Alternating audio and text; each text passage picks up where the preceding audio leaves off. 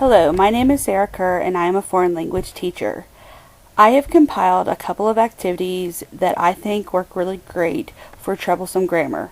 We all know that students don't like to learn it and that it's very hard for them to remember all of the changes, when they change, when they don't change, how they change.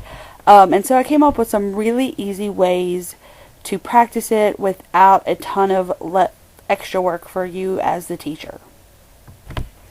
Our first activity is going to be a foldable. Most of us have used these in some form or fashion with vocabulary before, or as a review for if-then statements, true-false, different types of articles, different types of pronouns. In this situation, I'm going to use it to demonstrate an easy way for kids to study irregular verbs. What I'm going to do is take you literally step by step through the process so that you can see exactly what I would tell my students if they were making this, and I do encourage you to literally go through it step by step with them so that you avoid the pitfalls of them getting ahead, them getting behind, and missing some really crucial instructions for making this work. The materials are simple: a pair of scissors, 3 different colored markers, and a piece of construction paper. The first step is going to be to take the sheet of paper and put it in landscape format or a rectangle so that the 2 long sides are in front of them. The first step is to fold it into 3 sides like a trifold brochure. Step 2 of the process requires them to cut down the fold on one end no more than an inch, and so when they get done, they'll have 2 little pieces off to the side, and it almost forms a tab across the top of the middle section. Step 3 is probably the easiest. This is where they literally take one of the markers, draw a line across the top to define the tab space. You may go ahead and have them write the verb and its meaning in that tab. I've done that before and that's fine, or you can wait till the end, which is what I do in this example. Alright, step 4, using that same color marker, below the line they just drew, they need to draw 5 more lines. My advice to them is to try to space them out as evenly as possible. If they are not perfect, it is not a big deal. I have some students who will use a ruler and literally will take 30 minutes with this if I let them. It's not that big of a deal. They don't have to be perfect, but the key is 5 lines in order to have enough room for all the different conjugations of your verb. Now that they've drawn their lines, what they need to do is take their scissors and cut up to the fold parallel to the line on each side. This will create the legs or the tabs that they're going to write on later. And again, if they're not perfectly straight, it's not a big deal. It will still work for what we're using it for. Alright, now that each step has been taken and every kid should be on the same page, again, do not start this next section until every student is done. What you're going to do is pick a side. It can be the left side first or the right side first. It really doesn't matter. The key to this is just making sure if you do the right side, you do all the right side tabs, fold them in, and then put all of the left ones on top. Just so that way it's not back and forth and back and forth. It needs to be pretty consistent for labeling the subjects and the conjugations. Alright, now we are going to start the labeling process. Your foldable should look pretty much like one single sheet at this point, with both sets of tabs folded into the middle section as you see in the picture. Part of the reason I chose the foldable as one of my go-to examples for tricky grammar is because it is so versatile with multiple languages. I've used French and Spanish on my 2 examples. They're both Romance languages, and they're very similar, as you can see. I tell the students at this point, pick a different colored marker other than the one that they use to draw the lines on. This is important because that way they can associate one color with either the subjects, one color with the verb conjugations, and then a different color with the meanings. So as you see, I've used 2 different colors just for the different languages. It doesn't really matter. On each tab, I'm going to put a subject pronoun. So I always tell my kids to go in order. I, you, he, she, or it, we, you, however, whatever the different options are for the language that you teach.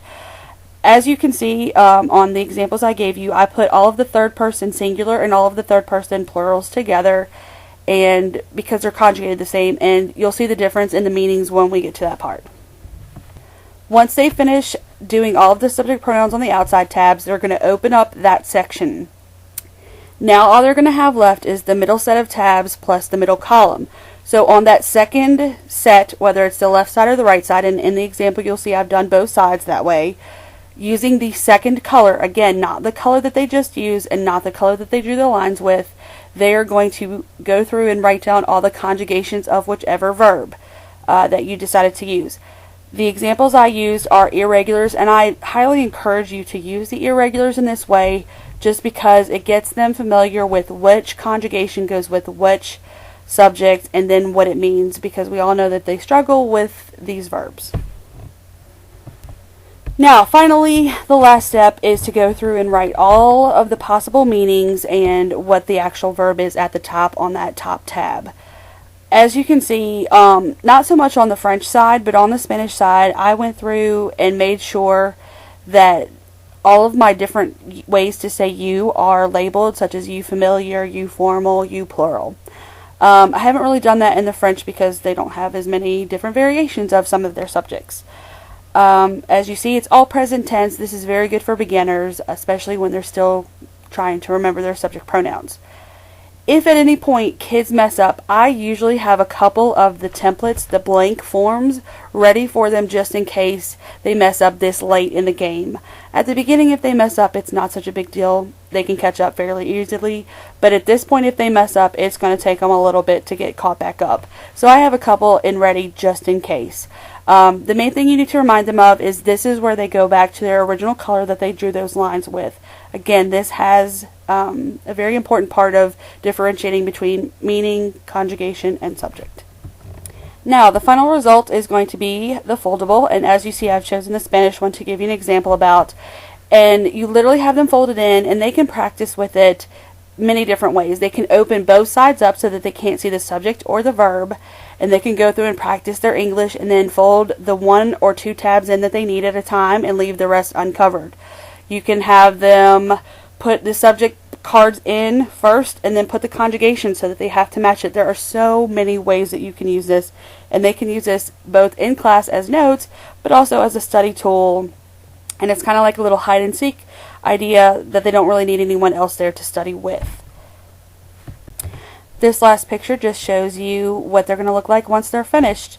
And again, I've used these so many times for different verb tenses, irregular verbs. I've done a few regular verbs with it, but I definitely think these are perfect for irregular verbs.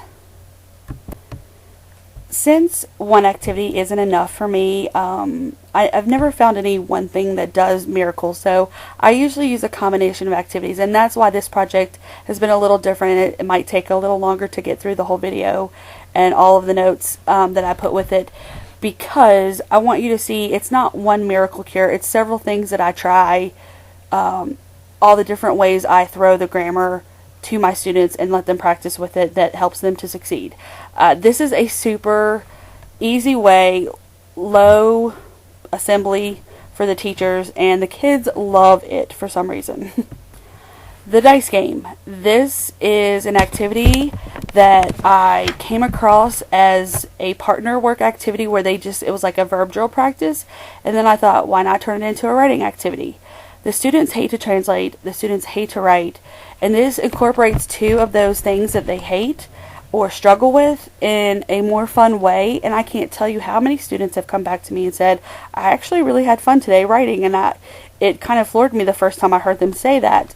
And ever since then, I've tried to use this at least once a semester, if not twice a semester, with the different verb tenses. For the sake of the example I'm going to show you, I've got 2 different colored die. One is white, one is orange. It kind of looks red. You can use whatever colors. You can have them just use 1 dice and have the first roll be one and the second roll be the other. As you can see, I assigned the subjects to the orange roll and the verbs associated with the white dice. They roll them. Then what they'll do is, depending on those 2 rolls, they will conjugate the verb and then write a sentence and then translate what they wrote. The final product looks like this, and again, I've attached these worksheets so that you can use these readily. You can just change out the verbs or the subjects that you want to use. What they do is write down their roles, they write down their conjugations, they create their sentence, and then they translate it. Now, the reason why the kids have told me that they like this is because A, it gives them a freedom to write on their level. B, the final project is going to look like this. The worksheet I have attached for your ease so that you can just change out the verbs and the subjects as needed. And as you can see, there's a spot for what their role was, what the conjugation was, and again, I did present tense of Spanish. A lot of my examples are in Spanish today. They have written their sentence, and then they've written their translation. It's good for two reasons. One, they're writing in the target language. B, they're using the grammar that you want them to. And then finally, they're translating what they wrote so that you know that they know that you know what they mean. Now, ways to make this harder if you're into scaffolding for different levels. You can give them requirements as far as how many words you want to use. You can give them requirements as far as give them multiple verb tenses that they have to write in. Like if you're doing the past tense, you could have them do preterite and imperfect. Or your progressive tenses, you could have them do present progressive, future progressive, imperfect progressive, whatever. And you would just leave more room for your sentences. And then finally, you could have them add a very specific vocab set in addition to the grammar. So there's lots of ways to put a twist on this to make it more hard or more easy as you see fit. I usually only require them to write about 10 sentences, which is a healthy 2 paragraphs in the target language.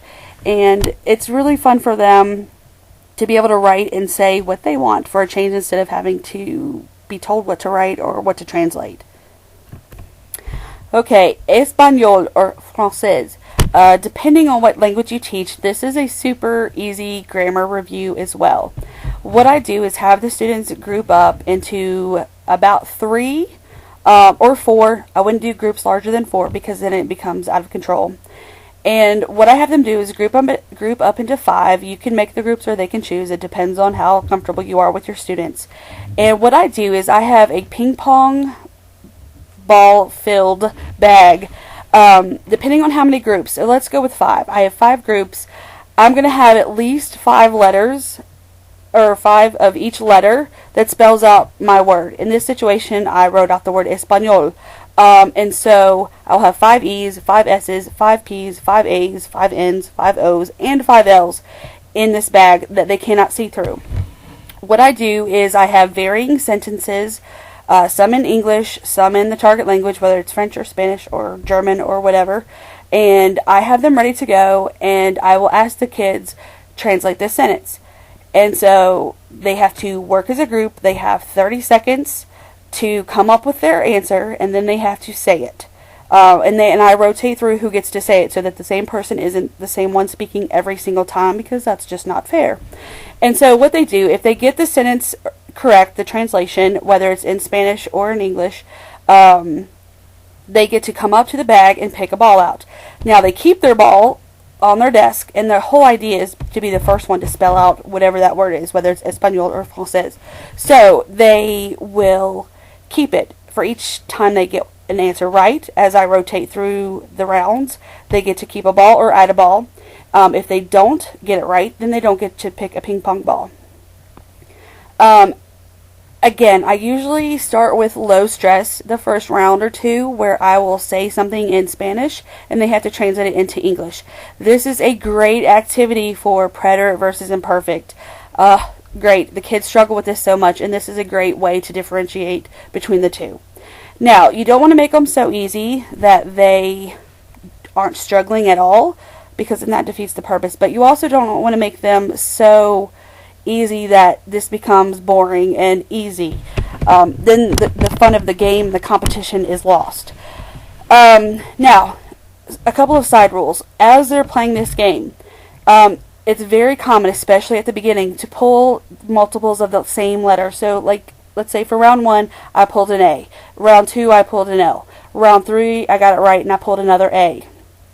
Now, on round 4, if my group gets the answer right, I can decide I want to put that second A back in the hopes that the next time I pull an E or an S or a different letter that I need. And so you give them the risk round, as I call it, and let them do that. They can put their one ball back, like the A that they have doubles of, and pull out another one. Now, sometimes it works for them, and sometimes it is detrimental, and they get a second or third letter of what they have. And that's where the fun comes in. One suggestion I will say is to pay attention to your time. I've had this game go on for 45 minutes to an hour because of a smaller amount of groups and getting multiple letters. And then I've had this game go as quick as 15 minutes because they just got lucky when they drew the balls out. So just be prepared to experience either one. Either have stuff you can cut out easily or stuff you can put in easily. But the kids really do have fun with this game, and it's very interesting to see the competition come about. Each group will try to find fault with what another group said. So again, be prepared to be a mediator, and decide at the beginning how picky you're going to be about the vocab. Are you focusing on the grammar or the vocab, or are you focusing on all of it? Because that's going to really make the difference too as to how fast this game goes. It is a great review and very easy to get prepared for. When I first began teaching, I was so frustrated with how much kids didn't know, didn't study, and honestly, they didn't know how to study for a foreign language. So I came up with a very quick way, as most of you have used this, flashcard review. Now, I know this is like a no-duh. Most of us know flashcards work, but the kids don't know how to use them, and they don't want to take the time to make them. So within a 15-minute span, I can create something that I can use multiple times in class, and it really helps them memorize, and it's speaking practice in a low-stress situation. As teachers, we often forget what it's like to learn a second language and to remember how much memorization goes into this. And so I like to do hands-on activities like this as a break away from writing, and also to encourage the memorization and the extra studying. As I've mentioned before, I have included examples of all of these with this presentation. The first one, you're going to see a template of a bunch of subject pronouns. Again, these are in Spanish. Sorry, all you other language teachers. And again, I use multiples of each one so that they have lots of repetition with the different conjugations, because I want them to know them all, not just one or two. For the example I'm going to give you, I'm going to be using the present perfect verb tense in Spanish. And so what I wanted to do was let them practice with the regular verbs first and then move on to the irregulars, because they have a hard time remembering which ones are irregular, which ones are irregular, and then also just practicing with both sets before we go on to the harder stuff. So this next set you see is the template for the regular verbs. And finally, you are going to see the irregular verbs.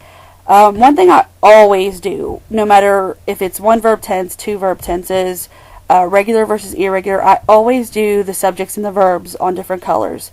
The example you're going to see, I'm going to have 3 different colors just because the kids struggle so much with learning regular and irregular.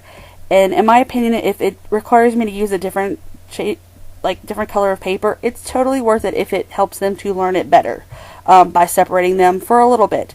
Eventually I put them all together, but at the beginning they need all the help they can get visually to stimulate them to remember which ones are different. Now the key to this is short rounds. Round 1, I'm going to have them put the cards face down, and I may say first round is going to be white cards and orange cards. The white cards are my subjects, the orange cards are my regular or irregular, whatever you decide.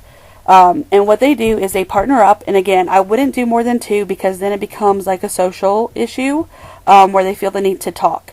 Or sometimes I'll do groups of 3 if I have an odd number, and they just rotate turns, and that usually works okay, but partner is definitely where it's at with this.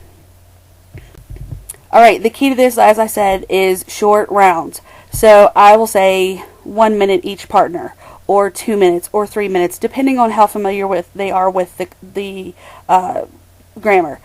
Usually the very first time I use these, I will give each round 3 minutes. And the reason I give 3 minutes is because sometimes I will let them have the security of having their notes if they really don't know it. For example, if it's the first day we're using it, or we've had the notes but haven't really practiced with it, I'll let them keep their notes out the second time as a failsafe. And it makes them feel a lot less stressed about having to get it right. Now, if partner A is going for a minute or 2 minutes solid, partner B's responsibility is to double check that they're doing it right, and then also to make sure they're pronouncing it correctly, because as you know, otherwise they're going to sit there and not be engaged. So it's their job to be the coach and to make sure that their partner knows it. As you can see, I kind of wrote above the flashcards what the right answer should be, and so it's, again, up to partner B to correct them. After the time frame, whether it's 1 minute, 2 minutes, 3 minutes, whatever, I have partners switch, and then the coach becomes the person that's conjugating, and the person who was conjugating is now the coach. Now, round 2, we're going to use the different sets. So I actually lied to you. The first set was the irregulars. Now we're going to practice with the regulars, and it's the same thing. 2 minutes each person, or 3 minutes each person, until they're done. Okay, and as you see this last set, I wrote what the right answers would be, and yes, I just realized I didn't put an accent mark over abais. But, again, you see exactly how easy these are. I use them multiple times within the chapter, whether it's a warm-up, it's a quick 5-minute review before their quiz, it's an intro before we write, just to get their brains flowing. It's a chance for them to talk in a low-stress situation and practice the grammar. So I think it's a win-win.